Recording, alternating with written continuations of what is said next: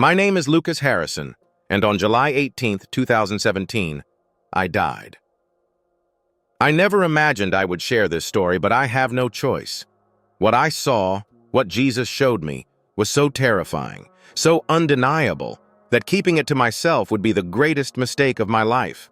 Before that day, I had no strong opinions about faith. I wasn't an atheist, but I wasn't exactly a believer either. I thought religion was just something people used for comfort, a way to explain the unknown. My mother was religious. She prayed for me constantly, always saying, "Lucas, one day you'll understand." I would smile, nod, and go on with my life, never taking it seriously. That summer, life was good. I had just gotten a promotion at my job as a construction foreman, and I was making more money than ever before. My friends and I spent our nights out drinking, laughing, living in the moment. I had plans. I wanted to buy a house, maybe start a business. But faith? Eternity? None of that mattered to me. I was focused on the now. That afternoon, I was driving home after work, exhausted but content. The heat was unbearable, and I remember rolling down my window, letting the hot air hit my face as I turned up the radio. I wasn't paying much attention to the road, just enough to get home. I didn't see the truck until it was too late. One moment, everything was normal. The next, there was a blinding set of headlights, the deafening sound of metal twisting, my body being thrown forward as everything around me shattered. Then, darkness. I didn't wake up in the hospital. I didn't feel pain. I didn't even realize at first that I had died.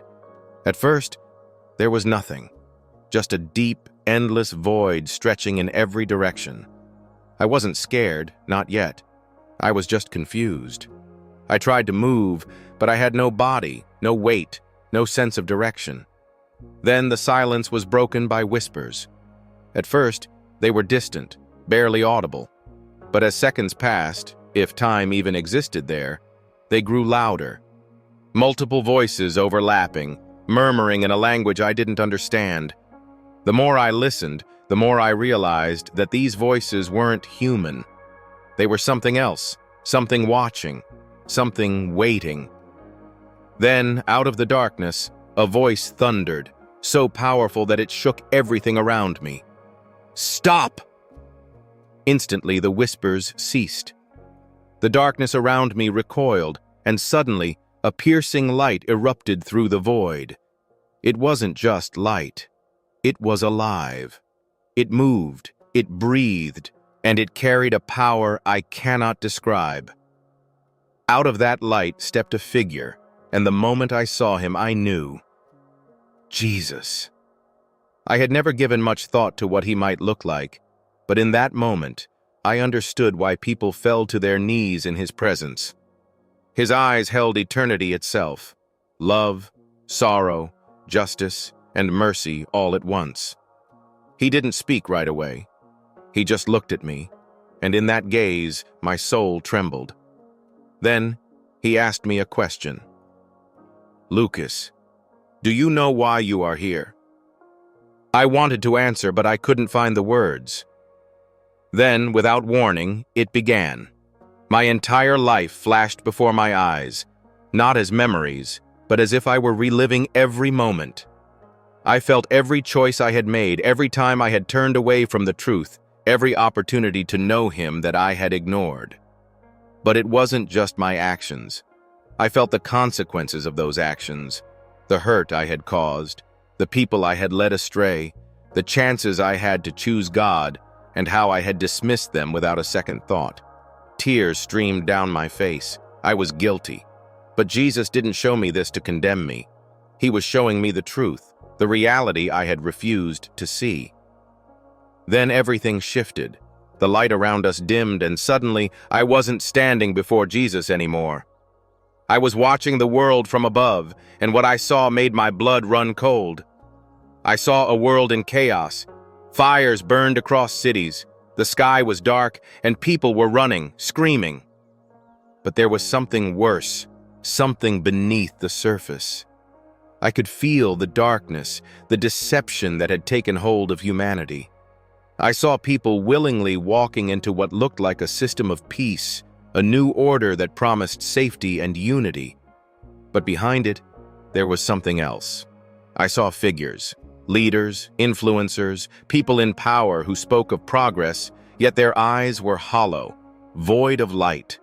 They were controlled. Then I saw people being marked. At first it seemed harmless, a simple scan and insignia on their hands and foreheads. But the moment they accepted it, I saw something leave them. Their souls dimmed, their free will vanished. They belonged to something else now. They weren't enslaved in chains, but they were no longer themselves. "This is what is coming," Jesus said beside me. "A choice is coming, and many will choose wrong." I watched in horror as churches that had once been filled with believers were now empty. But it wasn't just because people had stopped believing. Many still claimed to follow God, but their faith had been twisted. She whispered, "What does God want you to do?" That question echoed in my mind over the next few days. What did God want me to do? It wasn't just about telling my parents. I knew that. I had to warn everyone. But how? Where would I even start? The first time I spoke publicly about my experience was at my church.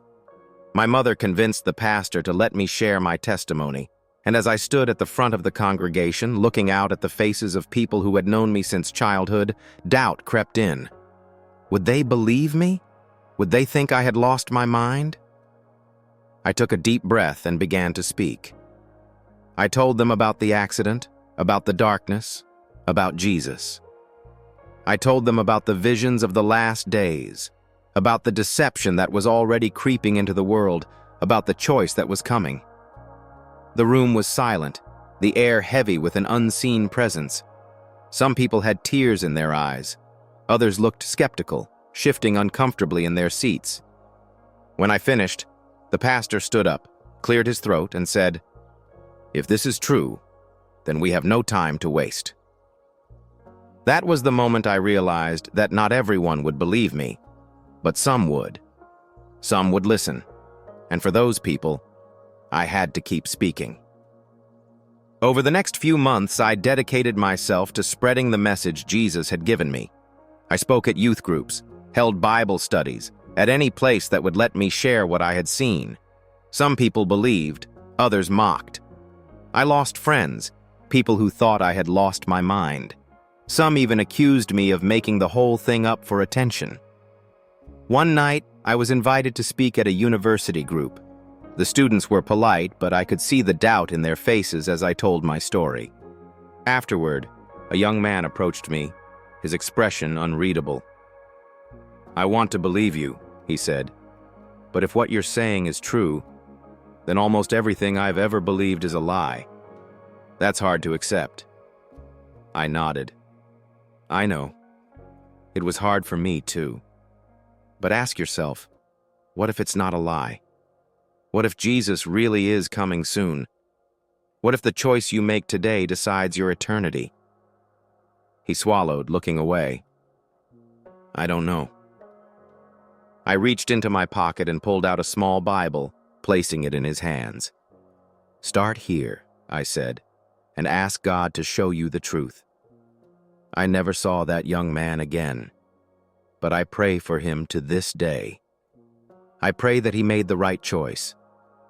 As time went on, I realized the battle wasn't just about warning people. It was about preparing them. Jesus had shown me that a time of testing was coming, and those who weren't ready would fall. Faith couldn't just be a Sunday morning ritual. It had to be real, unshakable. I saw believers in my vision who had thought they were strong in their faith. Yet when the deception came, when the persecution started, they were the first to turn away. They weren't prepared. They had built their faith on comfort, not conviction. That's why Jesus had sent me back, not just to warn people, but to wake them up, to make them see that faith is a fight, and that if they weren't ready to stand, they would fall. I still struggle sometimes. I still wonder why God chose me, why I was given this mission. But every time doubt creeps in, I remember the pit. I remember the voices of those souls crying out, knowing they would never escape. And I remember Jesus' words. Tell them, warn them, because soon the door will close. If you're listening to this right now, I need you to understand something. This isn't just my story. This is your warning. Time is running out. A choice is coming, and you will have to decide. No one else can choose for you. Jesus is calling you, but he won't wait forever. The question is, will you answer before it's too late?